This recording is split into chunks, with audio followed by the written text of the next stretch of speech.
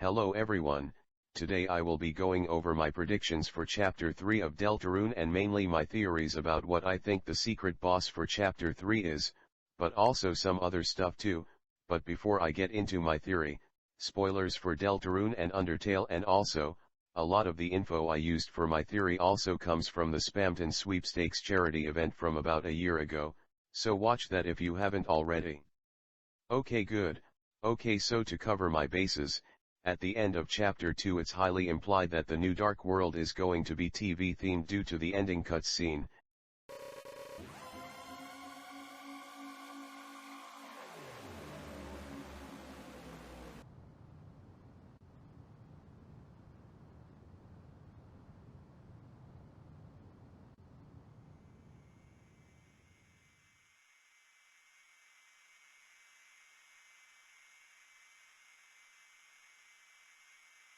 And the Spamton Sweepstakes, where surprisingly we learned a lot about Chapter 3, while not everything was exactly useful.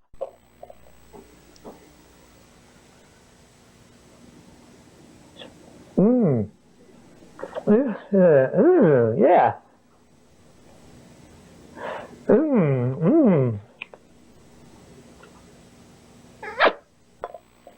I think this one's a girl.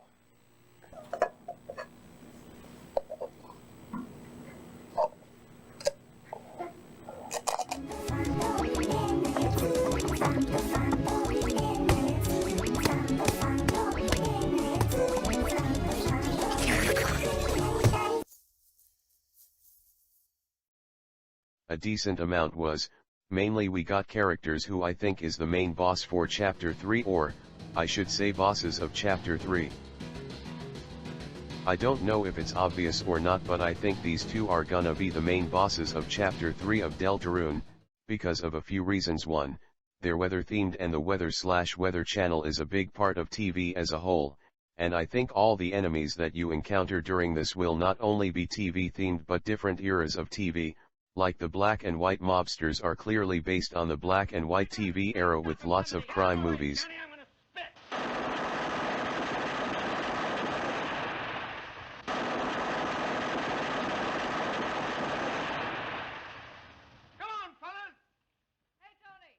And will likely be going through different TV eras.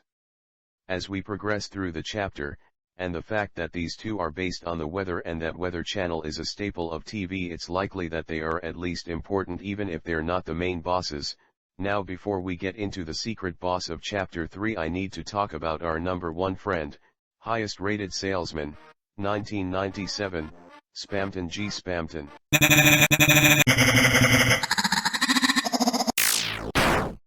Ahem, anyway, now why Spamton is so important is because we learn a decent amount about Mike from Spamton, who I believe to be the secret boss of Chapter 3. We learn that Mike and Spamton are close, or was close until Spamton became a big shot.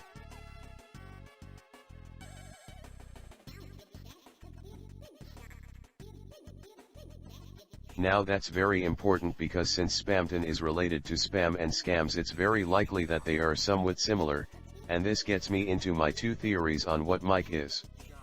Because just like Spamton was a scammer and Jevil was a jester, I think that Mike can broadly fit into a category like them. Firstly, like how Jevil was a mix of devil and jester, and Spamton was a play on the word spam, I think Mike is likely short for microphone, something often used on TV. Now with that mini theory out the way, I will get into my main two theories on what type of character Mike is. Okay, I think Mike in Chapter 3 is likely either one of those home shopping network scammers, or some sort of televangelist, and I will get into why I think these two are most likely, but let's start with the first one. Now why I think Mike could be one of those home network scammers is because, like the rest of the themes of Chapter 3, it is a big part of TV culture as a whole, often being flat-out scams targeting older people to buy stuff, and since Mike is connected to Spamton, someone who is known to scam you, it's likely that they are in a somewhat similar business of scamming people. Plus there's also the phone connection. Often with these scams you have to call in to buy something, thus connecting this to Mike, which if you didn't know, when Spamton mentions Mike, the phone rings in the background.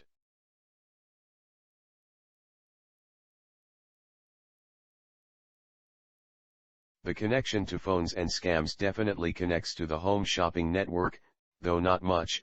I could see this as a possibility of what Mike is. Now on to what I think is more likely, and that's that Mike is a televangelist. Now for those of you who don't know, to summarize, these people usually preach on live TV to hundreds if not thousands of people, and often they're a bit, overzealous on how they talk, often screaming and ranting about the Lord.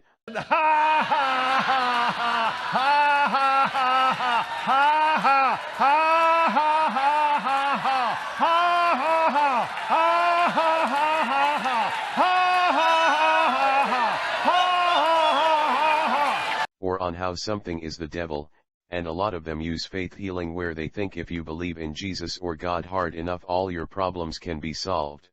We'll exercise judgment right now. Because we have... In the name of Jesus. Oh, thank you, Jesus. I execute judgment on you, COVID-19. Oh, Ramash. I execute judgment on you, Satan, you destroyer, you killer. You get out, we break your power, you get off this nation. I demand judgment on you. I demand.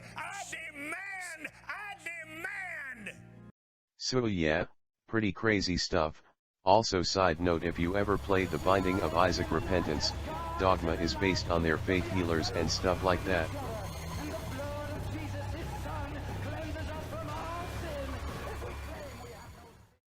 Anyway, to get into why I think Mike is some sort of televangelist, I first have to get into something I found weird about Spamton, well, weirder than normal anyway, and it's the fact that Spamton mentions heaven a lot, like most of how they speak is, you know, scammy. Them trying to sell you something or hyperlink blocked, but trying to get to heaven doesn't really fit their scam-esque character. Granted, there are definitely religious scams out there, like donate today or you will go to hell and stuff like that, but it isn't a defining part of internet scams. When I think of internet scams, I usually think of something like Nigerian princes sending you $1 million, not donate $5 to save your soul type deals.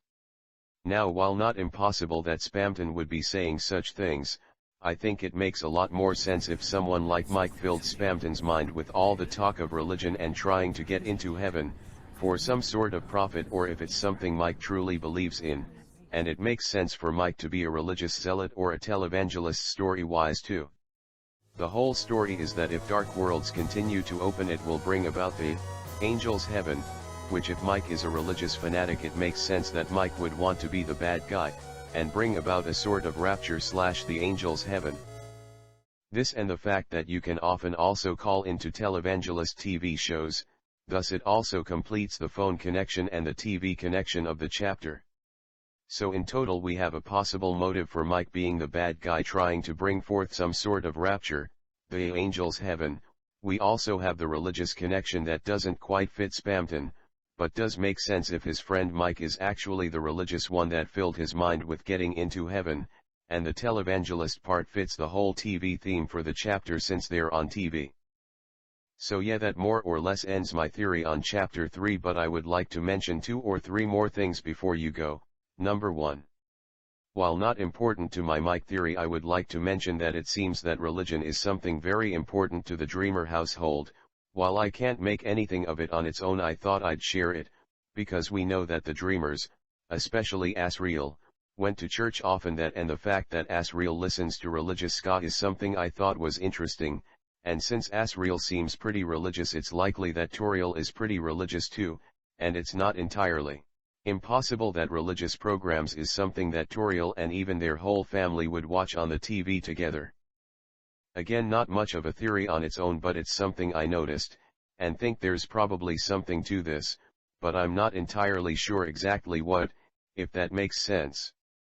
Secondly, as I'm typing this, the summer newsletter from Toby Fox just came out, and while I'm probably not going to go over it in its entirety, I think there's this one particular part that I will discuss, and will likely be my next video.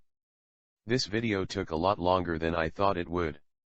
I had lots of errors while making this video, including basically losing an entire day worth of work and a lot of other issues. I don't want to make any promises on when my next video will come out, so it's out when it's out. So yeah, see you in the next one, bye.